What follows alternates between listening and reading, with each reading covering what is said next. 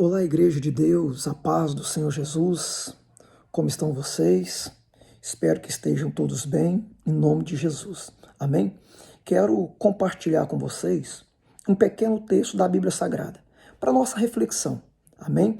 E esse texto se encontra na segunda epístola do apóstolo São Pedro, o capítulo 2, o versículo 1 a seguir, que diz assim, observamos.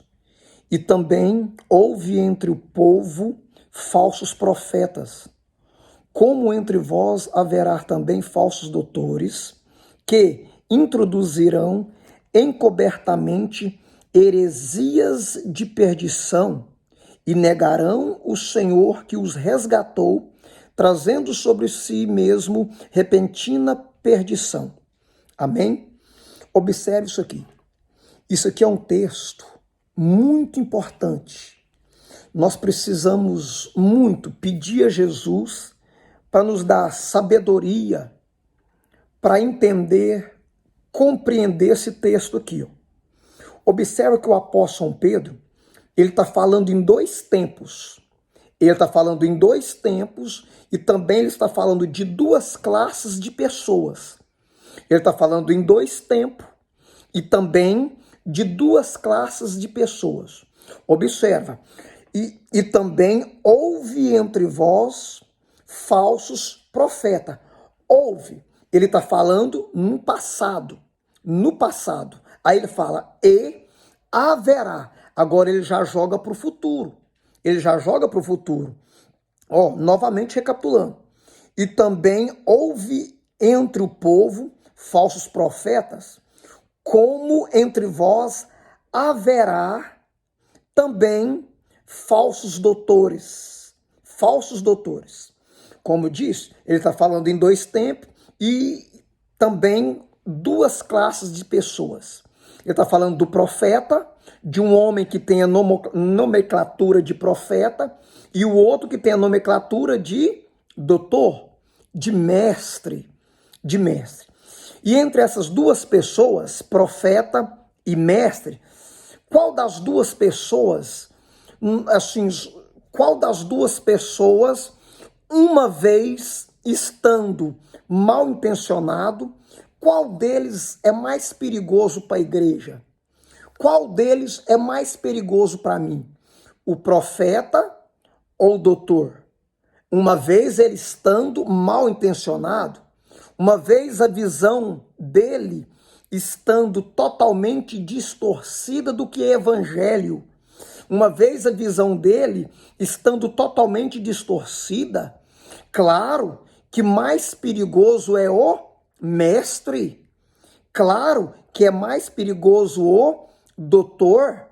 Uma vez o mestre, que é a mesma coisa o doutor, estando com uma visão distorcida, estando com a sua visão periférica totalmente, observa, eu vou repetir, estando com a tua visão periférica totalmente distorcida, isso aí é perigoso para a igreja, porque nós estamos vivendo épocas que muitos doutores, com a ânsia de mostrar o seu profundo conhecimento, ele está matando muitas pessoas dentro da igreja. Em vez dele edificar, ele está destruindo. Por quê? Porque, como eu disse, eu repito, na ânsia de mostrar o seu profundo conhecimento bíblico, na ânsia de querer mostrar, impressionar a igreja pelo conhecimento que ele tem, pelo novo esboço que ele tem, com a intenção de impressionar a igreja.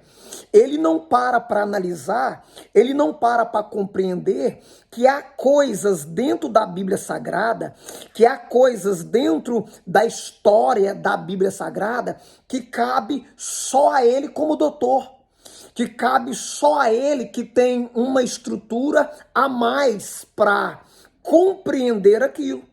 Ele não entende, ele não para pensar assim, ele quer te impressionar, ele quer impressionar a igreja.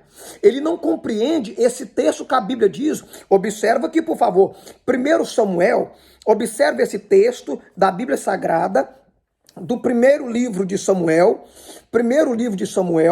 o capítulo é o 9, o verso 22 a seguir, que diz assim, ó: Porém Samuel tomou a Saul e ao seu moço e os levou à câmara, algo secreto. Câmara é isso, é um lugar privado, é um lugar secreto. E os levou à câmara e deu-lhes lugar acima de todos os convidados, que eram uns 30. Verso 23, então disse Samuel ao cozinheiro: Dar cá a porção que te dei, e de que te disse, ponha a parte contigo. E levantou, pois, o cozinheiro a espada com que havia nela, e pôs diante de Saul, e disse Samuel: Eis que isto é o sobejo, põe-no diante de ti, come, porque guardou para ti e para esta ocasião, e assim vai. Observa, a comida que foi servida para Saul aqui nesses dias foi totalmente diferente. Era uma comida, era um alimento que o sacerdote, que o profeta e juiz Samuel comia.